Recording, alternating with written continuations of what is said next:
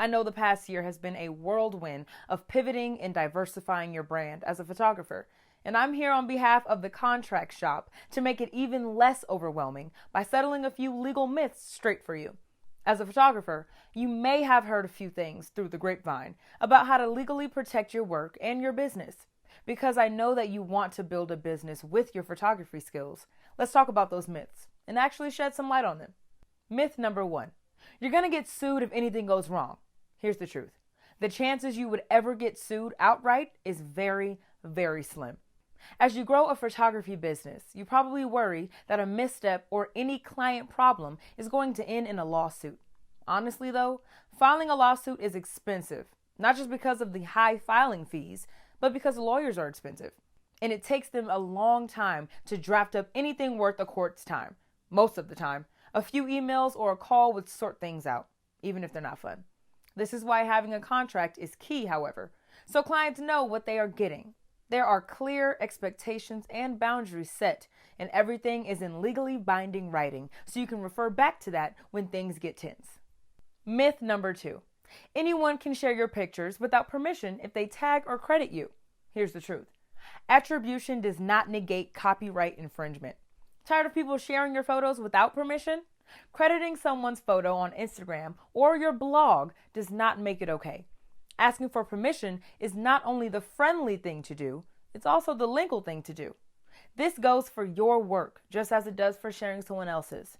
If you find someone sharing your work without attribution, simply request that they attribute it or take it down. It is your original work and therefore falls under copyright law. Myth number 3. Your clients can do whatever they want with your images. Here's the truth. A photographer owns their images. Unless you have a clause in your contract that specifically assigns away your copyright on the images or states this was a work for hire, you as the photographer are still the original creator. Therefore, clients only have limited rights to use these photos. Always make sure you adjust your photographer's intellectual property section of your contract and either license, kind of like renting, or sell the copyright so clients can use the photos on all the materials and media they need. This is especially important if you work with businesses who will use your images for marketing. Myth number 4. You can slap a C copyright mark on your work and call it a day. Here's the truth. You can't use the C without registering a copyright. However, copyright laws protects original works of art, literature, music, inventions, and in your case, we're talking specifically about photos you visually composed, shot, and possibly edited after the fact. The really nice thing is that once the photo is saved securely on the memory chip inside your camera, you own the copyright, even if you don't put your watermark on it or a C symbol after the fact. In the event that you find your work being used without your permission, the culprit doesn't own up, and you find yourself going to court to prove that you own your work and are owed damages, having a registered copyright is certainly handy. To register a copyright, you'll need to send a copy of your work along with an application and filing fee to the United States Copyright Office. You don't have to pay a copyright fee for each and every piece you create either. You can batch copyright multiple pieces under one application. One of the most important things to know is that as the copyright holder, you get to make the rules about whether people are allowed to reproduce your work or not. For example, as a photographer, you generally include a copyright release to allow your clients to print their photos off and hang them on the wall.